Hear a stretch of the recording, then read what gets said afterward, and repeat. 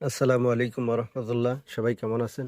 আজ আমার একটা জমিতে পাট ফেলানোর দরকার, অর্থাৎ পাটের পাতা ঝেড়ে সেগুলো জাগ দেওয়া দরকার। তাই আমি আমার বাড়ি থেকে প্রায় 5 কিলোমিটার দূরে মানিকপুর নামক একটা জায়গা, সেখানে এসেছি হাটে। তো দর্শক, আমরা অর্থাৎ এইখান কামলা থেকে বাগানে আমি আসছি কামলা কিনে নিয়ে যাব আমার জমিতে পাট ফেলানোর জন্য।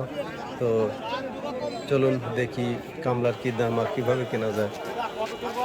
আজকের এই কামলা কেনার দায়িত্ব আমার ভাগ্নির ওপর দিছি, অর্থাৎ এই যে লাল দাড়ি, অর্থাৎ দাড়িওয়ালা যে ব্যক্তিটা দেখতে পাচ্ছেন, ও আমার ভাগ্না। বলে তো ওই আজকে কামলা কিনবে, আমি তার সাথে আছি। তো ঠিক আছে, দেখতে থাকেন, কথা না বাড়াই। আজকের হাটে কামলার পরিমাণ অনেক বেশি, সেই মোতাবেক আজকে কামলার দাম অনেকটাই কম হওয়ার কথা। তো দেখি আসলে কত দিয়ে কিনতে পারি। এর আগে যেদিন কামলা নিতে আসছিলাম সেদিনকে আসলে লোক সংখ্যা অনেক কম ছিল, অর্থাৎ কামলার দাম বেশি ছিল। ওদেরকে আসলে ধরাই যাচ্ছিল না, অনেক বেশি দাম চাচ্ছিল, সেটা নিয়েই মূলত সেই দাম দিয়েই কিনতে হয়েছে। তো আজকে লোকের পরিমাণ অনেক বেশি, আপনারা দেখতে পাচ্ছেন। আসলে আমরা যখন কামলা কিনতেছিলাম তখন বহুজন আমাদের সামনে আগে আসতেছিল যে ভাই আমাকে নেন, আমাকে নেন, আমরা ভালো কাজ করে দিতে পারবে, এইরকম ইত্যাদি ইত্যাদি কথা বলতেছিল। তো যাই হোক, আমার ভাগ্নে মূলত অনেকটাই চালাক। তো ওদের কথায় কান না দিয়ে অনেক যাচাই বাছাই করেই কামলা কিনবে আশা করছি। তো এক ভাইয়ের সাথে কথা হচ্ছে, আরে ভাই তো আমারই। দেখা যাক কি কি হয়। হ্যাঁ, এটি বাইক নিয়ে আমি মামা। মামার সাথে পাঠা দিচ্ছি বাড়ি ঝাউ পাড়া তোমার এখান থেকে ভেঙে লিয়া যাবে তোমার আসার ভাড়া করতে হবে এই সার ছেড়ে আমার আচ্ছা যাও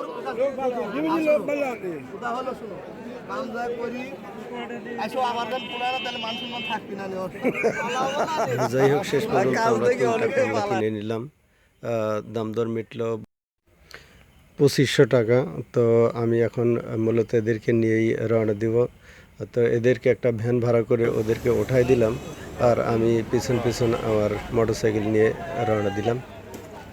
এদেরকে নিয়ে আসলে আমি রওনা দিছি। আমাদের বাড়ি থেকে এখানকার দূরত্ব প্রায় 5 কিলোমিটার, অর্থাৎ বহুত রাস্তা। তো এই রাস্তাটুকু আসলে এদেরকে ভ্যানে করে নিয়ে যেতে হবে। এদেরকে যখন আমার জমিতে নিয়ে আসলাম তখন এরা আমার এই পাটগুলো দেখে বলতেছিল যে আসলে এই দাম দিয়ে এই পাটগুলো আমরা বয়ে দিতে পারবো না, অর্থাৎ জাগ দিয়ে দিতে পারবো না, আমাদেরকে টাকার পরিমাণ বাড়ায় দিতে হবে।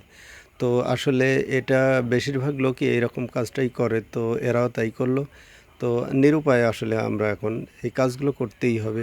তো বাধ্য হয়ে ওদেরকে বললাম যে আপনাদের আসলে মজুরিটা অনেক আরও কিছু বেশ কিছু বাড়ায় দিব, তো আপনারা কাজটা করেন। তো শেষ পর্যন্ত আসলে রাজি হলো, কিন্তু কাজটা শেষ পর্যন্ত শেষ করলো না। ওরা শুধু পাটগুলো বয়ে পুকুরে ফেলে দিল, কিন্তু এইটা জাগ দিয়ে দিল না, অর্থাৎ ডুবাই দিল না। এটার জন্য আমাকে আবার কালকে হয়তো কামলা নিয়ে আসতে হবে, আবার কিনতে হবে হয়তো বা। তো বন্ধুরা, ততক্ষণ পর্যন্ত সবাই ভালো থাকুন, সুস্থ থাকুন। আসসালামু আলাইকুম রহমতুল্লাহি বারকাত।